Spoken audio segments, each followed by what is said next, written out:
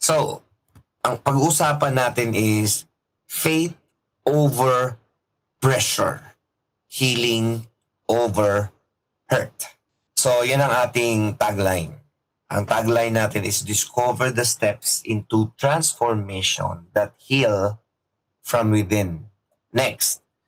Ito ngayon ang ating question muna. What emotional pressures do different generations face? So pag sinabing emotional pressures, anything na nag-cause sa'yo ng stress, anything na nag-cause sa'yo ng depression, anxious ka, or kahit na-worry lang, yun yung mga emotional pressures. No, pag malaki yung pressure, pwedeng ma-depress ka na talaga. At pag pina-check up mo pa yan sa psychologist at nasabi niya, oo nga, depression nga talaga yan, clinical depression. At pag sa psychiatrist pa yan, pag nakita talaga, bibigyan ka na ng medicine. No, sa atin, sa part natin, we offer prayer counseling. Pag-usapan pa natin mamaya yan, what is prayer counseling. Next, sabi rito, yan ang ating pag-usapan. Generational pressures. Kung sa ating halfway house ay may generational curses, meron din tinatawag na generational pressures. Titingnan natin ano yung nagbibigay ng pressure, stress sa mga kabataan, sa mga adults, at sa mga families. Titingnan natin yan. So, stay with me. Mabilis lang to. Okay, tuloy tayo. So, unahin natin, sa kabataan, yung digital overload.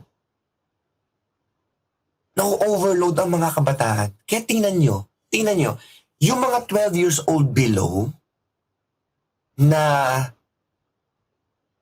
nahuhook sa mga iPad, cellphone, pansinin ninyo, ang iksi ng pasensya. Maiksi ng pasensya nila dahil toddler sila o ano pa man, or kabata or mga children, pero maiksi din ang kanilang pasensya lalo na dahil sa epekto ng mga devices. 'Di ba? Bagamat ang maganda sa kanila, natututo silang mag-English, natututo silang alam niyo yun, hindi lumalabas masyado.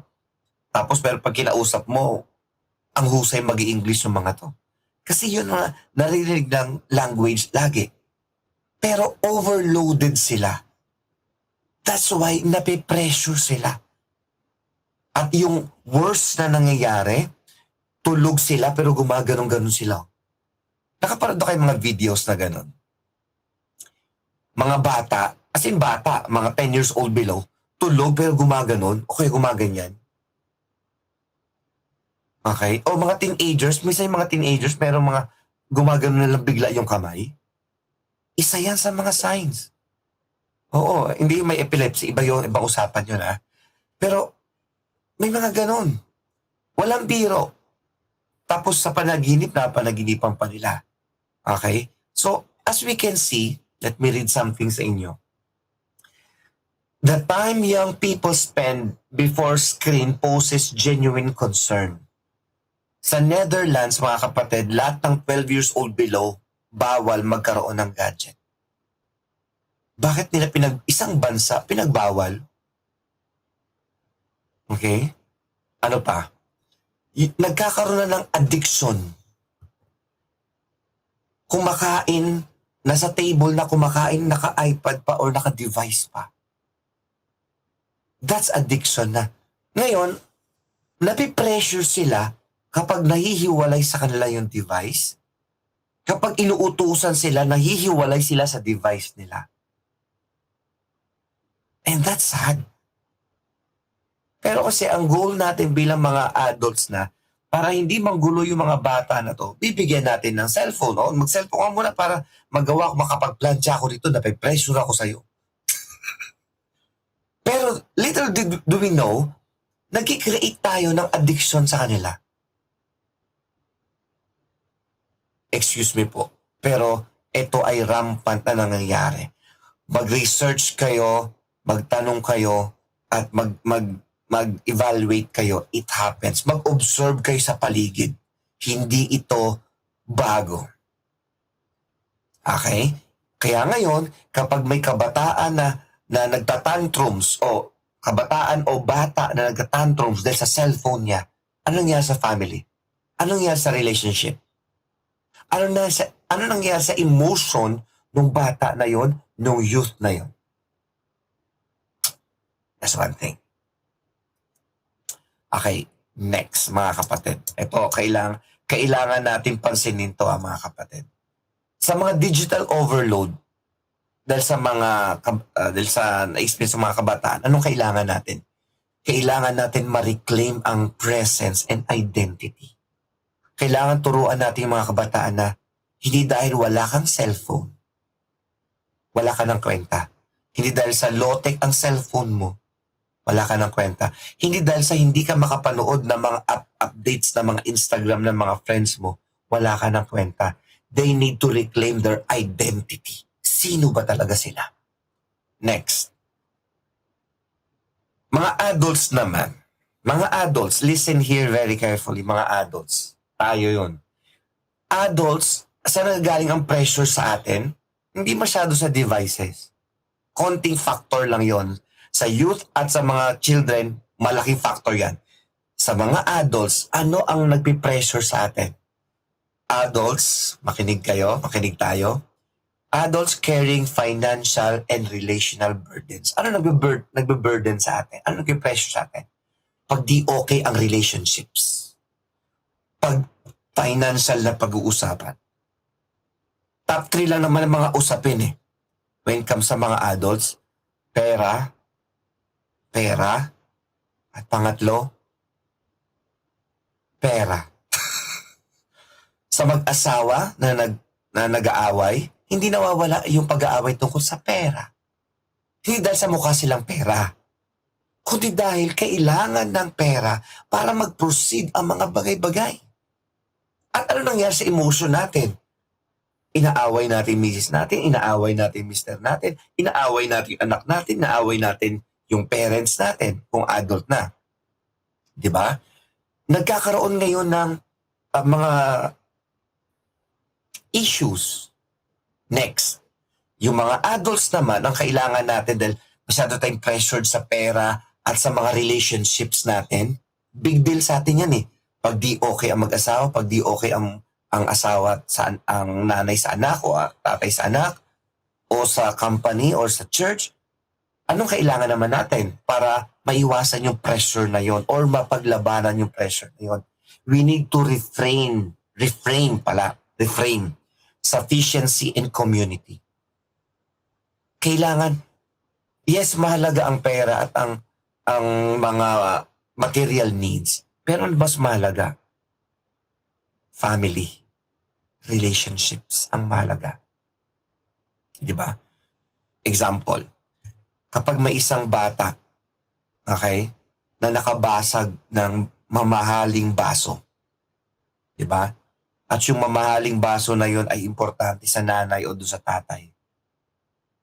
Minsan kapag pinagalitan natin ng hindi higit sa narapat yung kabataan, yung bata na ito, ano pinahalaga natin? Sinasabi natin sa kanya na mas mahalaga ang baso kaysa sa'yo.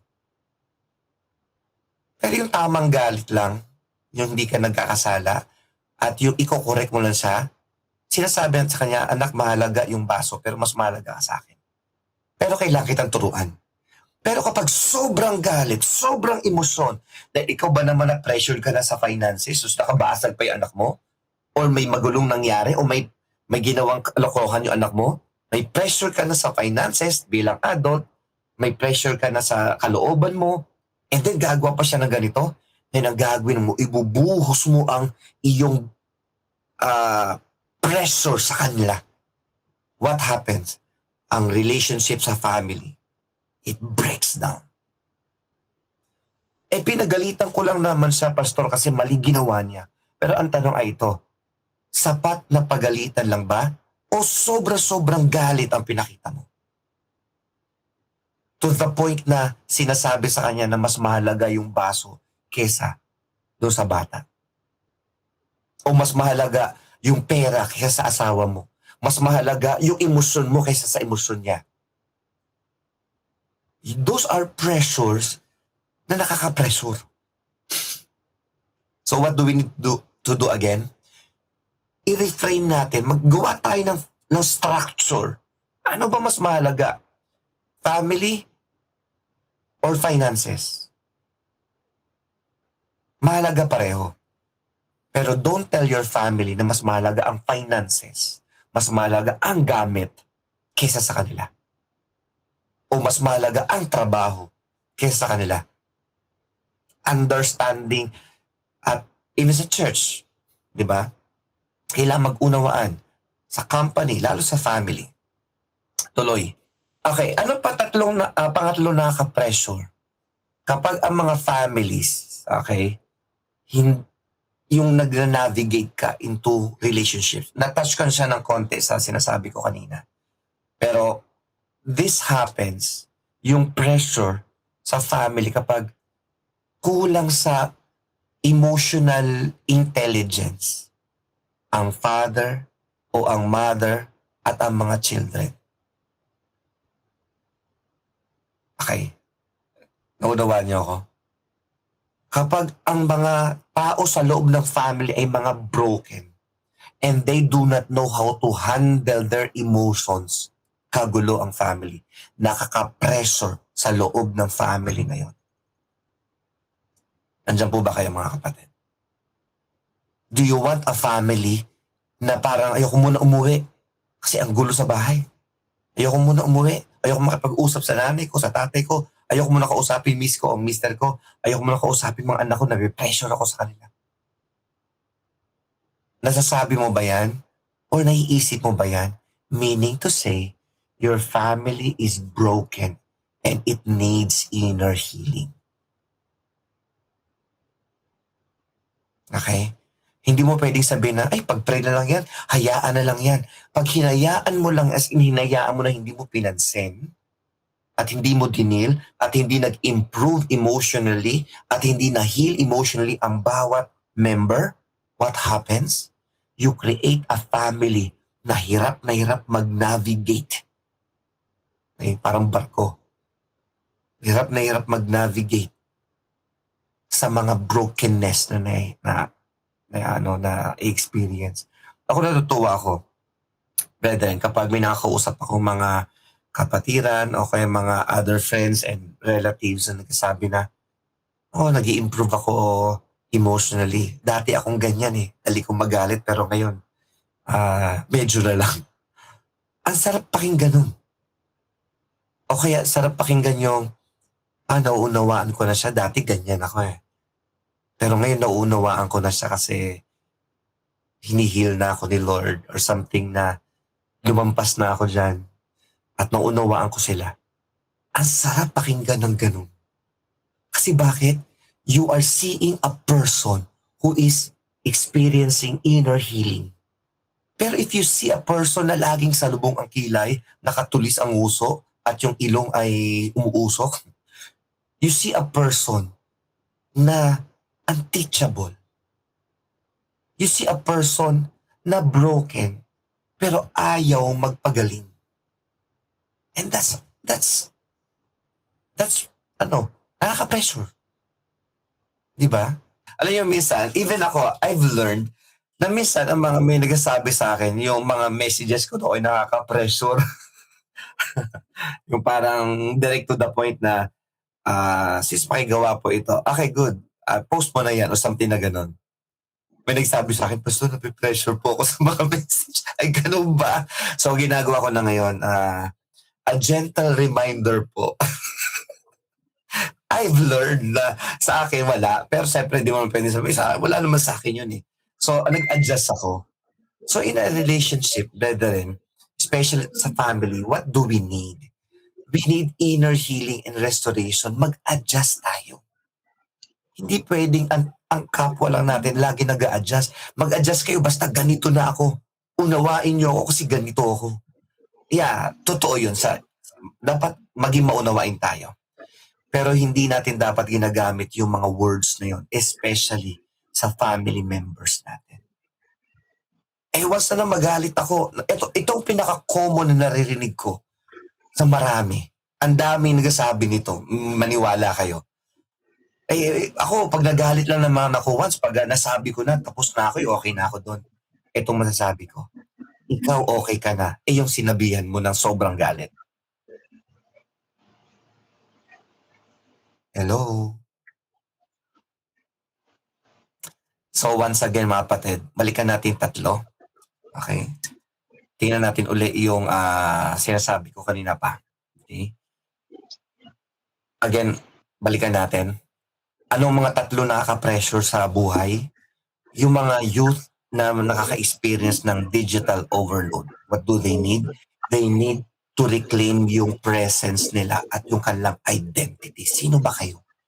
Hindi ang device nyo ang identity ninyo.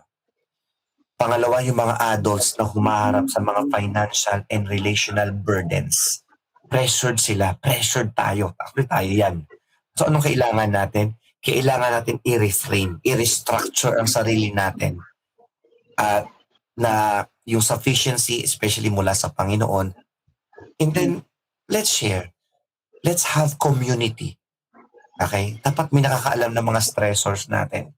Maaaring hindi lang kaya tayong tulungan financially o hanggang payo lang sila, pero we need them. Okay? They need us.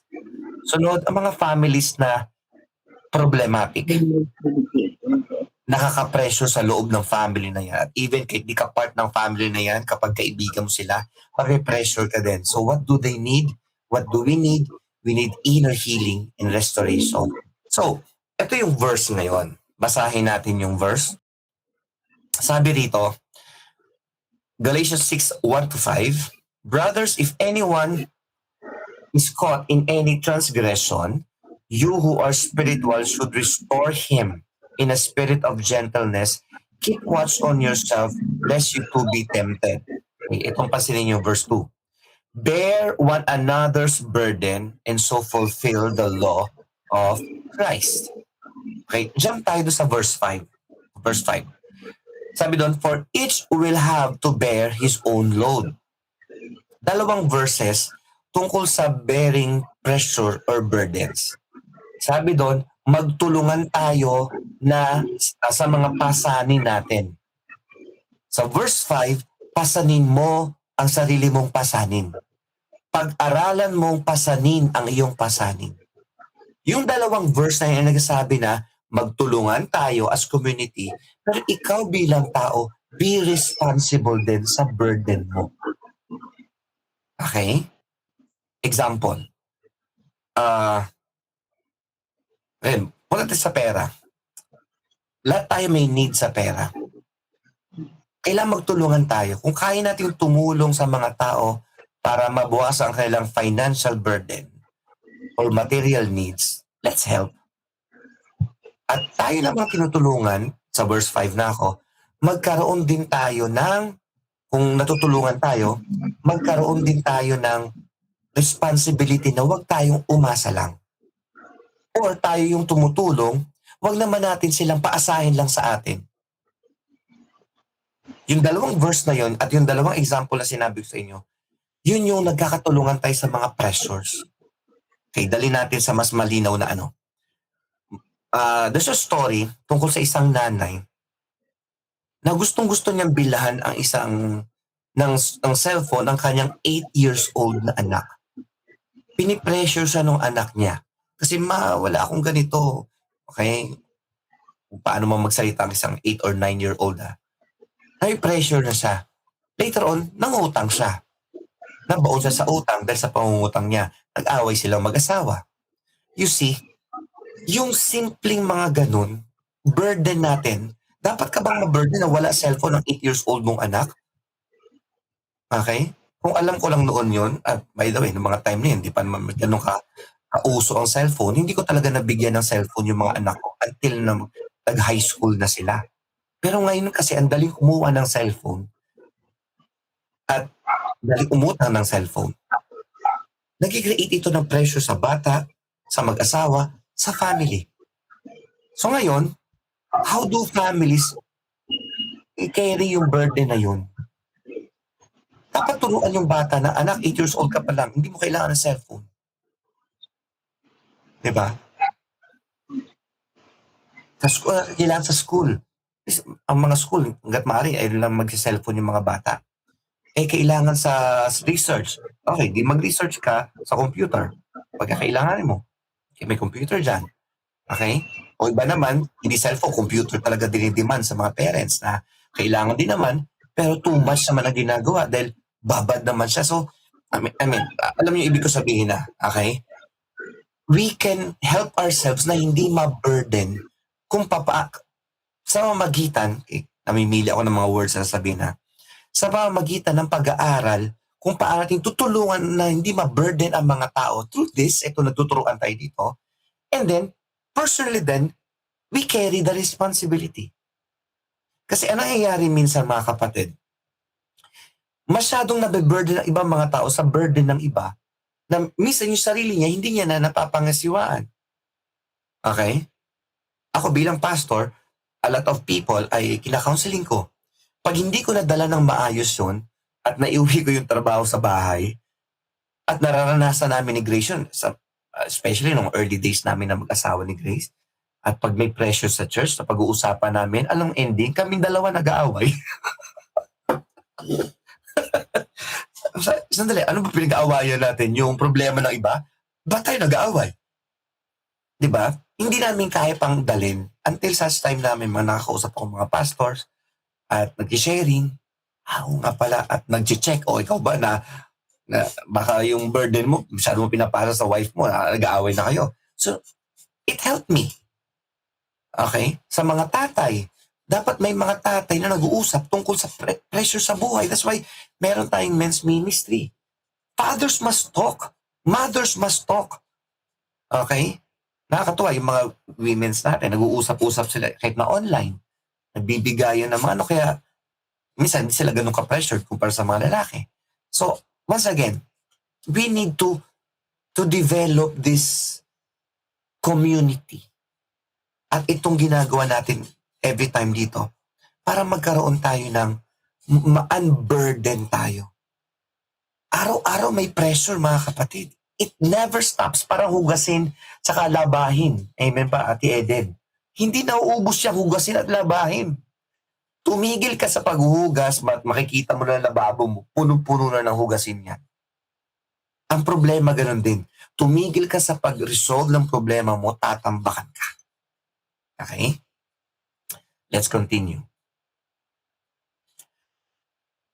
So, for individuals, sabi dito, assess natin yung mga generational pressures. Parents ka, kabataan ka, and then, aralin natin kung ano sinasabi ng Bible tungkol sa mga pressures na yon. Para sa mga families, etong maganda. Mag-schedule tayo ng device-free time for genuine conversation. Yung pagkakain kayo, family ito walang hawak na cellphone yung mga At ang payo ko dyan, at least once a week. Okay? Pero sa amin, struggle pa rin yan. Minsan busy ako, busy sila. Pag naisip, nga pala, Monday ngayon, dapat tayo. So, pero magkaroon na ang mga families ng genuine conversation na walang hawak na cellphone ang bawat isa. Alam nyo, again, i-share ko yung burden na to. Sobrang dependent na ang lahat ng generation minsan sa cellphone. Na even sa pakikipag-usap, may hawak na cellphone. Okay, tulungan natin ang sarili natin na magkaroon ng genuine conversation na walang hawak na cellphone. Unless online yan or Bible yan. Okay? Na hindi ka nagme-message habang may kakwentuhan. Next. For faith communities. Sa church. Saan church man tayo involved? Okay, anong local church natin? Anong mga Bible studies or anything na grupo na Bible ang sentro? Those are faith communities. Anong kailangan natin gawin? Establish prayer groups and mentoring relationships. Okay? That's why itong inner healing sessions, hindi lang ito for UVCC mga kapatid. anybody na sa palagay niya ay kailangan niya ang kausap at mentoring at coaching and training para sa emotion. We need this. Okay? This is just 1 hour a week. Do you have 1 hour a week para ma-unburden ka? Okay? Sa mga iba na hirap tayong invite, okay lang. Don't pressure them. Baka nakaka-pressure na tayo sa kanila. Pero ano kayang kailangan nilang malaman for them to come here? Ikaw, ano nagtulak sa'yo na pumunta sa inner healing sessions every time? Tell that to other people. Kasi yung spirituality and mental health, pag kinumbine yan, ang tawag dyan is inner healing. Ang ginagawa natin dito is inner healing sessions. Inaalam natin yung mga emotions natin. At the same time, ay binibigyan natin yung sarili natin ng fighting chance by knowing what the Bible says. Pero yung ito, example.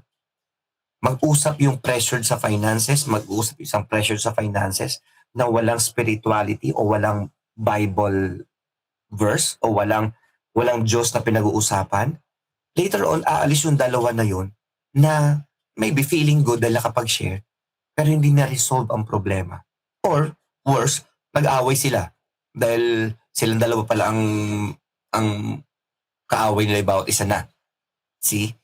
So, we need the Bible, we need the Lord, we need God sa proseso na to ng inner healing.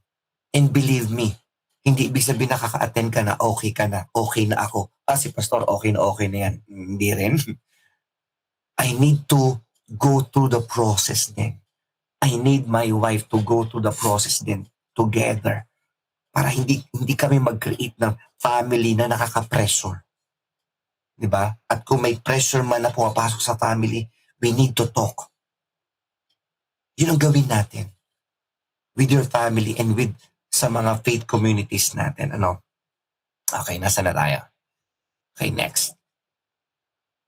Summary. Okay.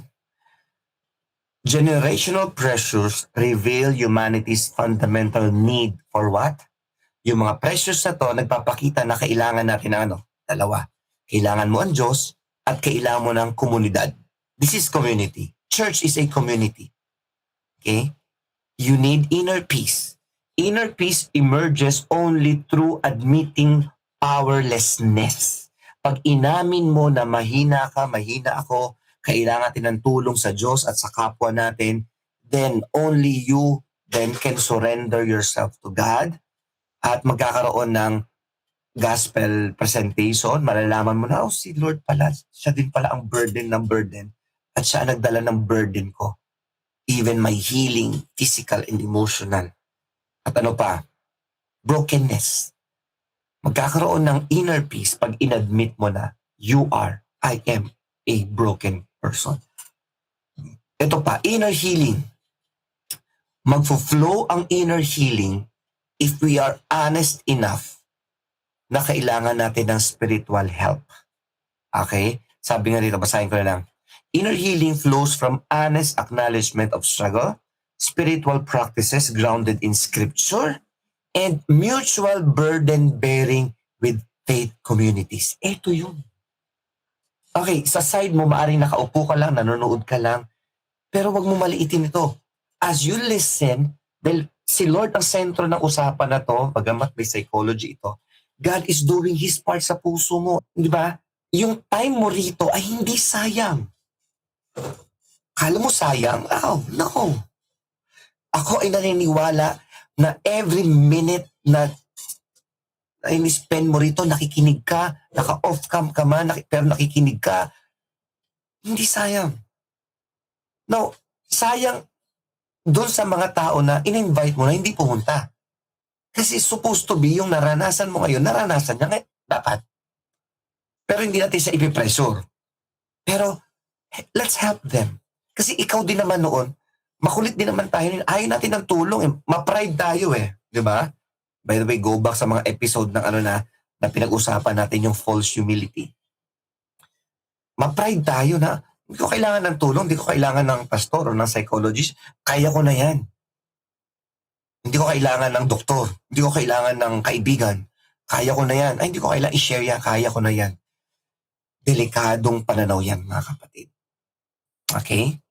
So, to end this, mga kapatid, I'd like us to spend time in prayer